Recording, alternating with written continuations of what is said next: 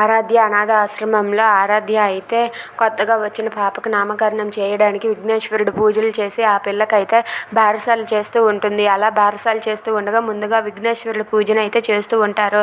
అలా పూజ చేస్తూ ఉండగా ఆరాధ్య అయితే చాలా సంతోషిస్తూ ఆ దేవుడికి దండం పెట్టుకొని ఆ పూజని ప్రారంభిస్తుంది.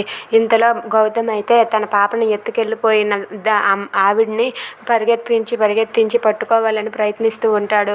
అయినా సరే ఆవిడ ఎప్పటికీ దొరకదు. ఇక ఆవిడ అయితే పరిగెత్తుకొని వచ్చి ఆ అనాథాశ్రమంలో దూరుతుంది. అనాథాశ్రమంలో దూరి అక్కడే పూజలో కూర్చొని ఉండిపోతుంది. అది చూసి గౌతమ్ అయితే ఏంటి ఆమె ఈ పూజలో కానీ కూర్చుందా అని చెప్పి గౌతమ్ అయితే అనాథాశ్రమంలోనికి వస్తాడు. ఇక అక్కడ పూజ జరుగుతూ ఉండగా ఆమె అక్కడ కూర్చొని దాక్కుండిపోతుంది.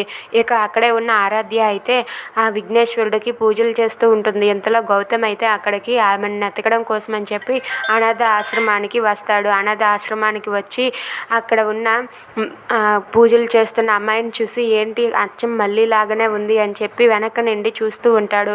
ఇక అక్కడ ఉన్న ఆరాధ్యని గౌతమ్ చూస్తే తను మళ్ళీ అని గొడవ చేస్తాడు. ఆ గొడవ చేస్తే ఏం జరుగుతుంది? If you like this video please like, share and subscribe. Thanks for watching.